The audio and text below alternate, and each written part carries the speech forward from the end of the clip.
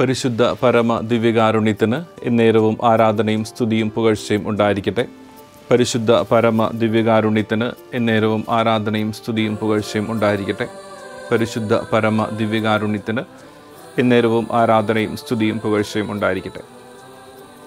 ഈശോയിൽ എത്രയും സ്നേഹമുള്ളവരെ, ഈശോയുടെ മുമ്പിൽ ഒരിക്കൽ കൂടെ ഈശോയുടെ അടുത്തിങ്ങനെ നിന്ന് പ്രാർത്ഥിക്കാനായിട്ട് ദൈവം നമ്മളെ അനുഗ്രഹിച്ചതിന്, ഈശോയെ മുഖാമുഖം കണ്ട് അവനോട് നമ്മുടെ നൊമ്പരങ്ങൾ പങ്കുവയ്ക്കാൻ, നമ്മുടെ ഈ ദിവസത്തെ വിശേഷങ്ങൾ പങ്കുവയ്ക്കാനായിട്ട് അല്പസമയം ഈ ദിവസത്തിൻ്റെ അവസാനം ദൈവം നമുക്ക് സമ്മാനമായി നൽകിയതിനോർത്ത് നമുക്ക് നന്ദി പറയാം. ഈ ദിവസത്തിൻ്റെ അവസാന നിമിഷങ്ങളിലേക്ക് നമ്മൾ പ്രവേശിക്കുമ്പോൾ എന്തൊക്കെയാണ് ഈശോയോട് പറയാനുള്ളത്?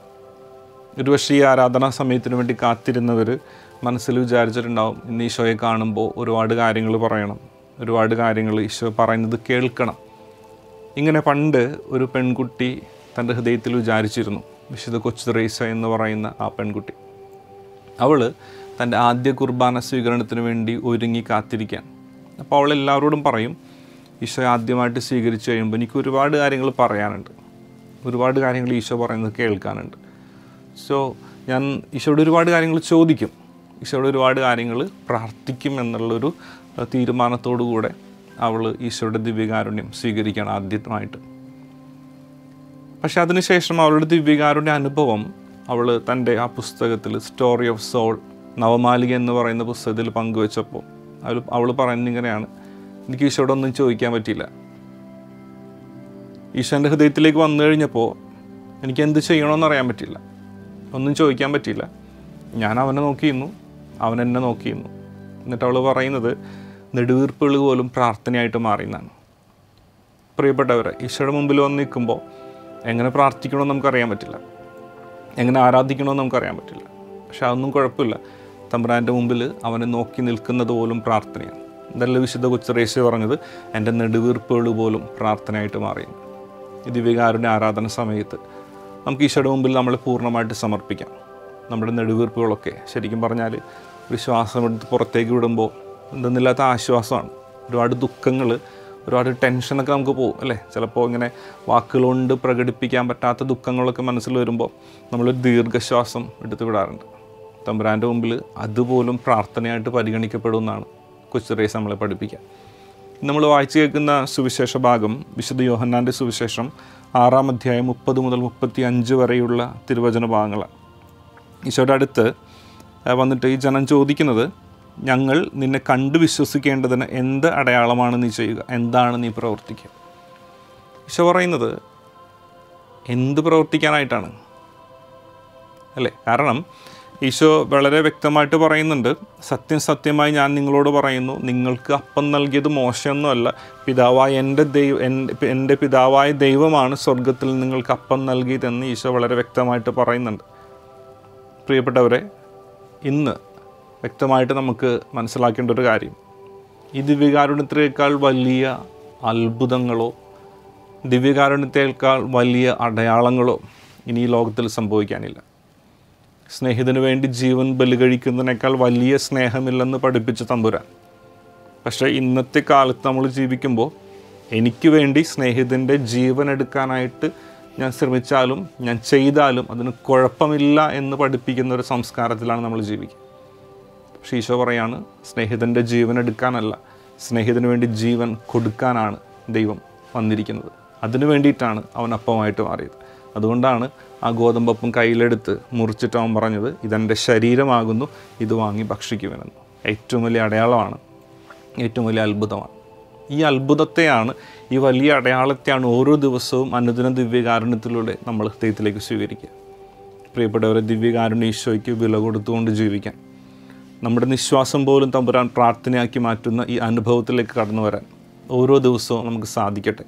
ദിവ്യകാരുണ്യ ഈശോ എന്നും ജീവിതത്തിൽ ശക്തമായിട്ട് ഇടപെടട്ടെ.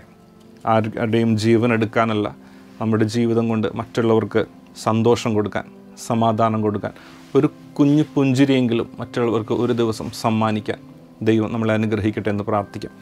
എല്ലാ നിയോഗങ്ങളും ഈ നിമിഷം തമ്പുരാൻ്റെ മുമ്പിൽ സമർപ്പിച്ച് ഈശോയെ നോക്കി നമുക്ക് പ്രാർത്ഥിക്കാം. കരങ്ങൾ നെഞ്ചോട് ചേർത്ത് വെച്ചുകൊണ്ട് ദിവ്യകാരുണ്യ ഈശോയെ നമുക്ക് നോക്കാം. ഈശോയെ സ്നേഹത്തോടെ നന്ദി പറയുന്നു കർത്താവേ. ഈ ദിവസത്തിൽ രാവിലെ മുതൽ ഇന്നേരം വരെ ഒരു അപകടവും കൂടാതെ ഞങ്ങളെ കാത്തു പരിപാലിച്ച ദൈവമേ, വേദനകളും ദുഃഖങ്ങളും വന്നപ്പോഴും അതിലും ഞങ്ങളിനി ഒറ്റക്കാക്കിയില്ല, പക്ഷെ കൂടെ ഉണ്ടായിരുന്നു. ഞങ്ങളുടെ വേദനകൾ ഏറ്റെടുത്തത് നീയാണ്, ഞങ്ങൾക്ക് വേണ്ടി സഹിച്ചത് നീയാണ് എന്ന് ഞങ്ങൾ മനസ്സിലാക്കുന്നു. ഈശോയെ, ഈ ദിവ്യകാരുണ്യ ബോധ്യത്തിൽ എന്നും ജീവിക്കാൻ, നിന്നേക്കാൾ വലിയ അത്ഭുതങ്ങളൊന്നും ഇനി സംഭവിക്കാനില്ല, നിന്നേക്കാൾ വലിയ അടയാളങ്ങളൊന്നും ഞാൻ കാണാനില്ല എന്നുള്ള സത്യം മനസ്സിലാക്കി ദിവ്യകാരുണ്യത്തിൻ്റെ വാഹകരായി ദിവ്യകാരുണ്യത്തിൻ്റെ വിശുദ്ധിയിൽ ജീവിക്കാൻ എന്നും ഞങ്ങളെ അനുഗ്രഹിക്കണമേ. ഈശോയെ, ഞങ്ങളുടെ എല്ലാ നിയോഗങ്ങളും ഹൃദയത്തിൽ ഓർത്ത് പ്രാർത്ഥിക്കുന്നു കർത്താവേ. പ്രത്യേകമായി ഞങ്ങളുടെ മാതാപിതാക്കളെയും മക്കളെയും പ്രിയപ്പെട്ടവരെയും.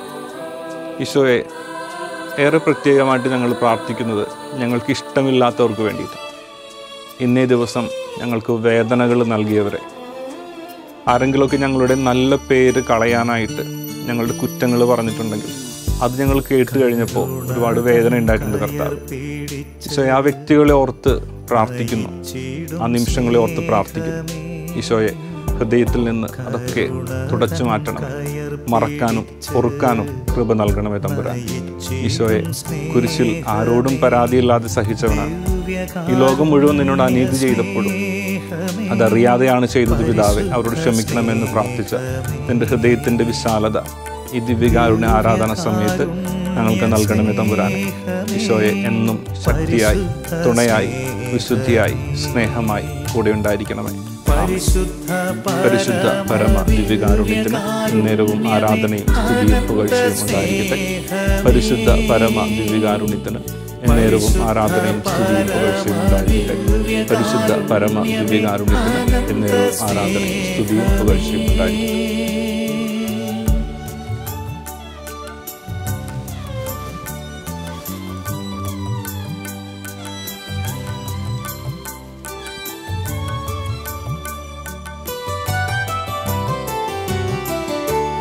ആഴി തന്നഗാധത്തേക്കാൾ അനന്തമാം കാരുണ്യമേ, ആഴി തന്നഗാധത്തേക്കാൾ അനന്തമാം കാരുണ്യമേ. കുരിശ് വരച്ച നമ്മെ തന്നെ വിശുദ്ധീകരിക്കാം. വിശുദ്ധ കുരിശിൻ്റെ അടയാളത്താലെ ഞങ്ങളുടെ ശത്രുക്കളിൽ നിന്ന് ഞങ്ങളെ രക്ഷിക്കാൻ ഞങ്ങളുടെ തമ്പുരാനെ, പിതാവിൻ്റെയും പുത്രൻ്റെയും പരിശുദ്ധാത്മാവിൻ്റെയും നാമത്തിൽ ആമേൻ. ഈശോ മിശിഹായ്ക്ക് സ്തുതിയായിരിക്കട്ടെ, ഇപ്പോഴും എപ്പോഴും സ്തുതിയായിരിക്കട്ടെ. കരുണതൻ കയർ പിടിച്ച് നയിച്ചിടും സ്നേഹമേ, ദിവ്യകാരുണ്യ സ്നേഹമേ, പരിശുദ്ധ സ്നേഹമേ, പരിശുദ്ധ പരമദിവ്യകാരുണ്യമേ, അനന്ത സ്നേഹമേ, പരിശുദ്ധ പരമദിവ്യകാരുണ്യമേ, അനന്ത സ്നേഹമേ.